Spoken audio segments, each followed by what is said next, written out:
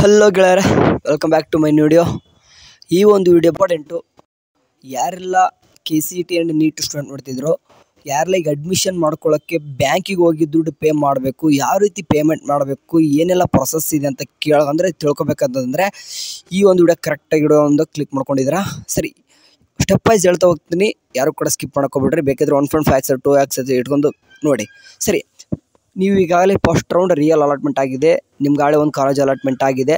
ಈಗ choice entry ಬಿಟ್ಟಿದ್ದಾರೆ. Choice entry ಎಷ್ಟು ಜನ ಮಾಡಿದಾರೋ ಗೊತ್ತಿಲ್ಲ. ಚಾಯ್ಸ್ ಎಂಟ್ರಿ ಮಾಡುವಾಗ ಚಾಯ್ಸ್ 1 ಕೊಟ್ಟಾಗ, ಓಕೆ, ಚಾಯ್ಸ್ 1 ಕೊಟ್ಟಾಗ ಏನಪ್ಪ ಆಗುತ್ತದಂದರೆ ನೀವು ಬ್ಯಾಂಕಿಗೆ ಹೋಗಿ ಪೇಮೆಂಟ್ ಮಾಡಬೇಕಾಗುತ್ತೆ.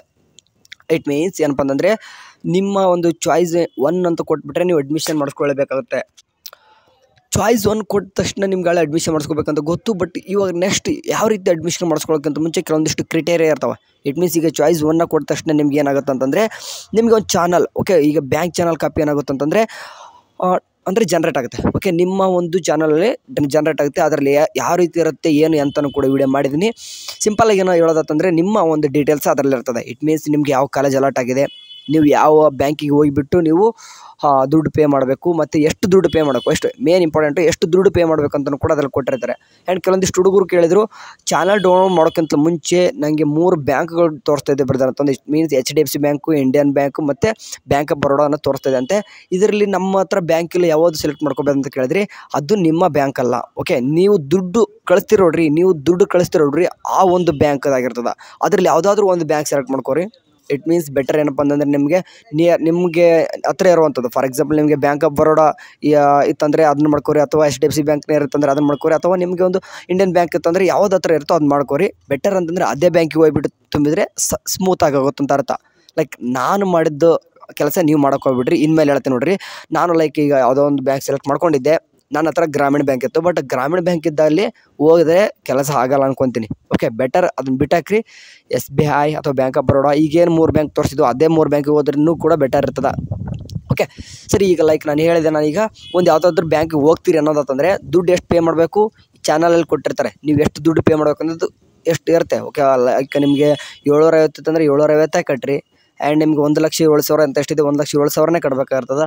ಅದ್ರಲ್ಲಿ ಎಷ್ಟು ತೋರಿಸ್ತೀವಿ ನೋಡಿರಿ ನಿಮ್ಮ ಚಾನಲ್ ಕಾಪಿ ಒಳಗೆ, ಅಷ್ಟು ದುಡ್ಡು ಕೂಡ ಕಟ್ಟಬೇಕಾಗ್ತದೆ. ಅಷ್ಟೇ ದುಡ್ಡು ಕಟ್ಬೇಕು ಸದ್ಯಕ್ಕೆ. ಈಗ ಓಕೆ, ಕೆಲವೊಂದಿಷ್ಟು ಹುಡುಗರು ಕೇಳ್ತಿದ್ರು ಇಷ್ಟೇನ ಬರ್ತಾರೆ ಅಂತ ಕೇಳಿದ್ರಿ, 750 ರೂಪಾಯಿ ಸದ್ಯಕ್ಕೆ ಅಷ್ಟೇ ಕಟ್ಟಿರಿ. ಮುಂದೆ ಅದು ಪಿಕ್ಚರ್ ಬೇರೆನೇ ಇದೆ. ಓಕೆ, ಅದು ರಿಯಾಲಿಟಿ ಬೇರೆ ಇರ್ತದೆ. ಈಗೇನಪ್ಪ ಅಂತಂದರೆ ಈಗ ಒಂದು ಎಕ್ಸಾಂಪಲ್ ಹೇಳ್ತೀನಿ, 750 ಕಟ್ಟೋರಿಗೆ ಏನು ಸಮಸ್ಯೆ ಆಗಲಿಕ್ಕಿಲ್ಲ. ಬಟ್ ಈಗ 1 ಲಕ್ಷ ಮೇಲ್ಗಡೆ ಕಟ್ತಿರ್ತಾರೆ, ಲೈಕ್ ಇಂಜಿನಿಯರ್ ಸ್ಟೂಡೆಂಟ್ಸ್ ಇರ್ತಾರೆ, 1 ಲಕ್ಷ ಮೇಲ್ಗಡೆ ಫೀಸ್ ಇದೆ. ಅದನ್ನೆಲ್ಲನೂ ಕೂಡ ದುಡ್ಡು ಒಮ್ಮೆಲೆ ಪೇ ಮಾಡಬೇಕಾಗಿರ್ತದೆ. ಅದನ್ನು ನೆನ್ಪಿಡಬೇಕು. ಇದನ್ನು ಕ್ಯಾಶ್ ತೊಗೊಂಡು ನೀವು ಬ್ಯಾಂಕಿಗೆ ಹೋಗ್ಬಿಟ್ರಿ, ದಯವಿಟ್ಟು ಆ ರೀತಿ ಮಾಡ್ಕೊಬಿಡ್ರಿ.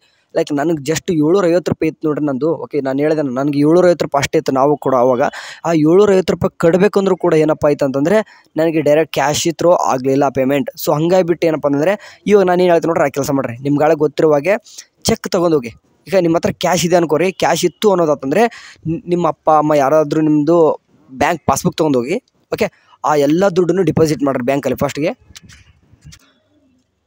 ಬ್ಯಾಂಕಲ್ಲಿ ಎಲ್ಲ ದುಡ್ಡನ್ನು ಡಿಪಾಸಿಟ್ ಮಾಡಿರಿ. ಯಾಕಂದರೆ ಅಕೌಂಟಿಗೆ ಹೋಗುತ್ತದು. ಅಕೌಂಟಿಂದ ಡೈರೆಕ್ಟಾಗಿ ನೀವು ಕೇಳಿದವ್ರಿಗೆ ಏನು ಮಾಡ್ಬೋದು ಅಂತ ಟ್ರಾನ್ಸ್ಫರ್ ಮಾಡೋದು. ಲೈಕ್ ಯಾವ ರೀತಿ ಅನ್ನೋದಂತಂದರೆ ಈಗ ನಿಮ್ಮ ಹತ್ರ 1,07,000 ಎಷ್ಟು ದುಡ್ಡಿದೆ, ಅದನ್ನೆಲ್ಲನೂ ಕೂಡ ಬ್ಯಾಂಕಿಗೆ ತೊಗೊಂಡು ಹೋಗ್ತೀರಾ. ಓಕೆ ಸರ್, ಇದನ್ನ ಕ್ಯಾಶ್ ಇದಕ್ಕೆ ಒಂದು ಚಾನಲ್ ಇದೆಯಲ್ಲ, ಇದಕ್ಕೆ ದುಡ್ಡು ಕಟ್ಟಿ ಅಂತಂದರೆ ಕಟ್ಸ್ಕೊಳ್ಳಲ್ಲ, ಚೆಕ್ ತೊಗೊಂಬನ್ನಿ ಅಂತಾರೆ. ಸೊ ಹಂಗಾಗಿಬಿಟ್ಟು ಆ ಒಂದು ಬ್ಯಾಂಕಿಗೆ, ಓಕೆ, ನಿಮ್ಮ ಅಪ್ಪ ಅಮ್ಮಂದು ಯಾರಾದರೂ ಬ್ಯಾಂಕ್ ಪಾಸ್ಬುಕ್ ತೊಗೊಂಡೋಗಿರ್ತಾರೆ ನೋಡ್ರಿ, ಆ ಒಂದು ಬ್ಯಾಂಕಿಗೆ ದುಡ್ಡು ಪೇ ಮಾಡಿ. ಓಕೆ, ಅಂದರೆ ಡಿಪಾಸಿಟ್ ಮಾಡಿದ ತಕ್ಷಣ ಅವಾಗ ಚೆಕ್ ತೊಗೊಂಡು ಹೋಗಿ, ವಿತ್ ಚೆಕ್ ತೊಗೊಂಡೋಗಿ ಆ ಚೆಕ್ಕಿಂದ ಏನು ಮಾಡಿ ಟ್ರಾನ್ಸ್ಫರ್ ಆಗುತ್ತೆ. ಖಂಡಿತ ಮಾಡ್ತಾರೆ. ನಿಮ್ಮ ಹತ್ರ ಚೆಕ್ ಇಲ್ಲ ಅಂತಂದರೆ ಏನು ಮಾಡ್ಬೇಕು ಬರ್ತಾರೆ ಅಂತ. ನಮ್ಮ ಹತ್ರ ಚೆಕ್ ಇಲ್ಲ ಬರ್ತಾರೆ, ಏನು ಮಾಡ್ಬೇಕಂತ ಕೇಳ್ಬೋದು. ಅವಾಗ ಒನ್ ಟೈಮ್ ಯಾರಾದರೂ ಕೇಳಿ ಚೆಕ್ ಯಾರ್ದಿದೆಯೋ ಆ ಒಂದು ಅಕೌಂಟಿಗೆ ದುಡ್ಡನ್ನ ಪೇ ಮಾಡಿ ಅಲ್ಲಿಂದ ಟ್ರಾನ್ಸ್ಫರ್ ಮಾಡಿರಿ. ಸೂಕ್ಷ್ಮ ಇರಲಿ. ಯಾಕಂತಂದರೆ 1 ರೂಪಾಯಿ 2 ರೂಪಾಯಿದ್ದಲ್ಲ, 1 ಲಕ್ಷ ರೂಪಾಯಿದ್ದು ಇರ್ತದೆ. ಓಕೆ, ಒಮ್ಮೆ ಕಟ್ಟಿದ್ರೆ ಮುಗಿದೇ ಹೋಯಿತು. ಓಕೆ, ಆ್ಯಂಡ್ ಅಲ್ಲ, ಅದು ಇನ್ ಕೇಸ್ ಏನಾದರೂ ಸಮಸ್ಯೆ ಇತ್ತಂದರೆ ಕೇದಲ್ಲಿ ಹೋದರೆ ಸಾಲ್ವ್ ಮಾಡ್ತಾರೆ. ಬಟ್ ಟೈಮಿಂಗ್ ಇರಲ್ಲ, ಅಡ್ಮಿಷನ್ ಕ್ಯಾನ್ಸಲ್ ಆಗುತ್ತೆ. ಸೊ ಹಂಗಾಗ್ಬಿಡ್ತು ನೀವು ಮಾಡುವಂಥ ದುಡ್ಡು ಪೇ ಮಾಡೋದು 1,07,000 ರೂಪಾಯಿ ಕರೆಕ್ಟಾಗಿರಲಿ, ಸ್ಮೂತಾಗಿರಲಿ. ಸಾಧ್ಯ ಆದಷ್ಟು ನಿಮ್ಮ ಯಾರಾದರೂ ನಿಮಗೆ ಗೊತ್ತಿರೋರು ಚೆಕ್ ಇರೋರ ಹತ್ರ ಹೋಗ್ಬಿಟ್ಟು ಕೇಳಿ, ಸರ್ ನನಗೆ ಈ ರೀತಿ ಅಡ್ಮಿಷನ್ ಮಾಡಿಸ್ಕೋಬೇಕಾಗಿದೆ, ನಿಮ್ಮ ಕಡೆಯಿಂದ ಹೆಲ್ಪ್ ಆಗಬೇಕು, ಒಂದು ಚೆಕ್ ಬೇಕಿತ್ತು ಸರ್, ನೀವು ಬೇಕಾದ್ರೆ ನಮ್ಮ ಜೊತೆ ಬನ್ನಿ ಬೇಕಾದ್ರೆ ಅಂತಂದು ಕರ್ಕೊಂಡು ಹೋಗಿ ಈ ಒಂದು ಹೆಲ್ಪ್ ಮಾಡ್ತಾರೆ. ಏನೋ ಸ್ವಲ್ಪ ರಿಕ್ವೆಸ್ಟ್ ಮಾಡ್ಕೊಂಡ್ರೆ ಈ ರೀತಿ ಸಿಚುವೇಷನ್ ಇತ್ತಂದರೆ ಹೆಲ್ಪ್ ಮಾಡೇ ಮಾಡ್ತಾರೆ. ಆ ಚೆಕ್ ಮುಖಾಂತರ ಮಾಡಿರಿ, ದುಡ್ಡು ಪೇ ಮಾಡಿರಿ. ನಿಮ್ಮ 750 ರೂಪೀಸ್ ಇದ್ದರೂ ಕೂಡ, ಓಕೆ, ಜಸ್ಟ್ 75 ರೂಪೀಸ್ ಇದ್ರೂ ಕೂಡ ಚೆಕ್ ಬೆಟರ್. ಓಕೆ, ಸ್ಮೂತ್ ಆಗುತ್ತೆ, ಯಾವುದೇ ರೀತಿ ವರ್ಕ್ ಆಗಲ್ಲ. ಏನಕ್ಕಂತ ಹೇಳ್ತೀನಿ ಅಂತಂದರೆ ಈಗ ದುಡ್ಡು ಪೇ ಮಾಡ್ತೀರಾ, ಓಕೆ, ಅವರು ಬ್ಯಾಂಕ್ ಅವ್ರು ಒಂದು ಕಾಪಿ ಇಟ್ಕೊಂತಾರೆ, ನಿಮ್ಗೆ 2 ಚಾಲನ್ ಕಾಪಿಗಳು 3 ಇರ್ತಾವೆ ಅಂತ ಹೇಳಿದೆ. ಒಂದು ಬ್ಯಾಂಕ್ ಕಾಪಿ, ಒಂದು ಕಾಲೇಜ್ ಕಾಪಿ, ಒಂದು ನಿಮ್ಮದು ಸ್ಟೂಡೆಂಟ್ ಕಾಪಿ ಅನ್ನೋದು. ಬ್ಯಾಂಕ್ ಕಾಪಿ ಅವರು ಇಟ್ಕೊತಾರೆ, 2 ಕಾಪಿ ಕೊಟ್ಟು ಕಳಿಸ್ತಾರೆ.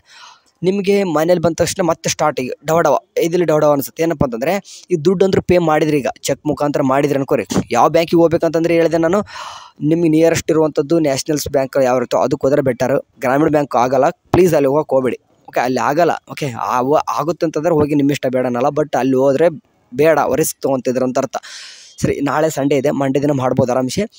ಈಗ ಹೇಳ್ದಂಗೆ ಅಲ್ಲಿ 3 ಬ್ಯಾಂಕ್ ಕೊಟ್ಟಿದ್ರು ನೋಡ್ರಿ, ಆ 3 ಬ್ಯಾಂಕಿಗೆ ಹೋದ್ರೂ ಕೂಡ ಪರವಾಗಿಲ್ಲ. ಅಥವಾ ನಿಮಗೆ ಬೆಟರ್ SBI ಅಂತೂ ಆರಾಮ್ ಸ್ಮೂತ್ ಆಗುತ್ತೆ, ಯಾವುದಕ್ಕೂ ಟೆನ್ಷನ್ ಇರಲ್ಲ. ಓಕೆ, ಹಾಂ, ಈಗ ಹೇಳಿದೆ ನಾನು, ದುಡ್ಡು ಪೇ ಮಾಡ್ತೀರಾ, ಒಂದು ಕಾಪಿ ಇಟ್ಕೊಂತ 2 ಕಾಪಿ ಕೊಟ್ಟು ಕಳಿಸ್ತಾರೆ ಅಂತಂದರೆ ವಿತ್ ಸೀಲ್ ಹಾಕಿ ಕೊಡಬೇಕು, ರೆಫರ್ ನಂಬರ್ ಬರ್ಕೊಡ್ಬೇಕು. ಅವ್ರು ಬರ್ಕೊಡ್ತಾರೆ, ತೊಗೊಂಬಂದರೆ ನಿಮ್ಮ ಕೆಲಸ ಮುಗೀತು.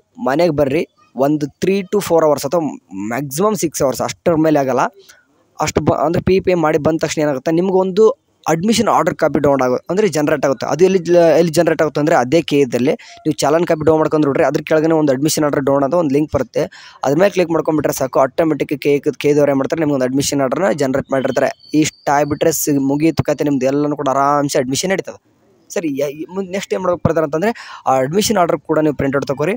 ಓಕೆ, ಆ ಪ್ರಿಂಟ್ಔಟ್ ತೊಗೊಂಡು ವಿತ್ ಡಾಕ್ಯುಮೆಂಟ್ಸ್ ಎಲ್ಲನೂ ಕೂಡ ತೊಗೊಂಡು, ಡಾಕ್ಯುಮೆಂಟ್ಸ್ ಏನು ಅಂತ ಗೊತ್ತಿಲ್ಲ ಅನ್ನೋದಂತಂದರೆ ಇನ್ನೊಂದು ಟೈಮ್ ಹೇಳ್ತೀನಿ, ಹೋಗ್ಬಿಟ್ಟು ಚೆಕ್ಔಟ್ ಮಾಡ್ಕೊರಿ. ಕಮೆಂಟ್ ಸೆಕ್ಷನಲ್ಲಿ ಪಿನ್ ಮಾಡಿರ್ತೀನಿ ಏನೇನೆಲ್ಲ ಡಾಕ್ಯುಮೆಂಟ್ಸ್ ಬೇಕಂತಂದು, ಆ ಎಲ್ಲನೂ ಕೂಡ ಡಾಕ್ಯುಮೆಂಟ್ಸ್ ತೊಗೊಂಡು ಹೋಗ್ಬಿಟ್ಟು ನೀವೇನು ಮಾಡಬೇಕಾಗುತ್ತೆ, ಕಾಲೇಜ್ಗೆ ರಿಪೋರ್ಟ್ ಅಂದರೆ ಅಡ್ಮಿಷನ್ಗೆ ಹೋಗಬೇಕಾಗುತ್ತೆ.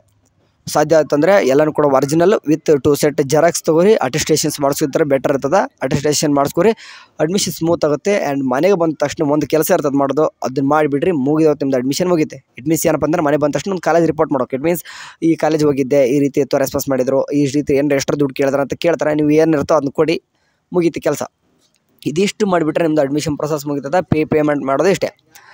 ಓಕೆ, ಆ್ಯಂಡ್ ಇನ್ನೊಂದು ಪದೇ ಹೇಳ್ತೀನಿ, SH ಸ್ಟೂಡೆಂಟ್ ನಿಮ್ಗೆ 750 ಅಷ್ಟೇ, 750 ಅಷ್ಟೇ ಕಟ್ಟಿರಿ. ಬಟ್ ಕಾಲೇಜ್ ಬಂದಾದಮೇಲೆ ನಿಮಗೆ ಒಂದು ಸ್ವಲ್ಪ ಕೇಳ್ತಾರೆ, ದುಡ್ಡು ಕೇಳ್ತಾರೆ. ಓಕೆ, ಒಂದು 30,000 ಕೇಳ್ಬೋದು. ಇಂಜಿನಿಯರ್ ಸ್ಟೂಡೆಂಟ್ಸ್ ಹೇಳ್ತೀನಿ ನಾನು, 30,000 ಕೇಳ್ಬೋದು. And BS nursing student especially 750 ಅಷ್ಟೇ ಕಟ್ತೀರಿ ಸದ್ಯಕ್ಕೆ. ಬಟ್ ಕಾಲೇಜ್ ಬಂದಾದ್ಮೇಲೆ ಗೌರ್ಮೆಂಟ್ ಕಾಲೇಜ್ ಇತ್ತಂದ್ರೆ 20,000 ಮೇಲೆ ಅಂತೂ ಆಗಲ್ಲ. In case government seat private college ಸಿಗುತ್ತಂದ್ರೆ ಒಂದು 50,000 ಮೇಲೆ ಅಂತೂ ಆಗಲ್ಲ, ನೆನ್ಪಿಟ್ಕೋರಿ. ಓಕೆ, ಸಾಧ್ಯ ಆಗಿದ್ದು ಆದಷ್ಟು ಸ್ವಲ್ಪ ಜಾಸ್ತಿ ದುಡ್ಡನ್ನ ಇಟ್ಕೊಂಡು ಹೋಗ್ರಿ. ಯಾಕಂದ್ರೆ ಅಲ್ಲಿ ಹೋಗಿದ ಮೇಲೆ ನಿಮಗೆ ದುಡ್ಡಿಂದ ಓಡಾಡಬಾರ್ದು. ಈಗ ಕೇದವ್ರಿಗೆ ಕಟ್ತಾ ಇದ್ದಾರೆ ಅಷ್ಟೇ ಈಗ.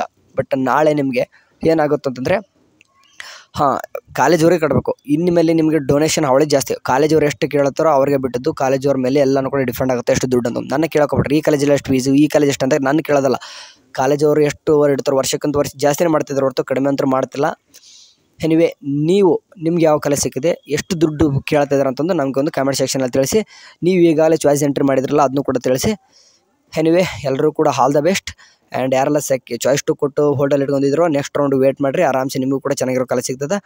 ಬೆಟರ್ ಚಾಯ್ಸ್ 2 ಕೊಟ್ಟು ಹೋಲ್ಡ್ ಇಟ್ಕೊಂತಂದ್ರೆ ನೆಕ್ಸ್ಟ್ ರೌಂಡ್ ಆರಾಮ್ಸೆ ಸೀಟ್ ಚೆನ್ನಾಗಿರೋದೇ ಸಿಗ್ತದೆ. ಸರಿ, ಏನಾದರೂ ಅಪ್ಡೇಟ್ ಬಂದರೆ ತಿಳಿಸ್ತೀನಿ. ಎಲ್ಲರೂ ಚಾನಲ್ ನೋಡ್ತಾರೆ. ಟೇಕ್ ಕೇರ್, ಬಾಯ್.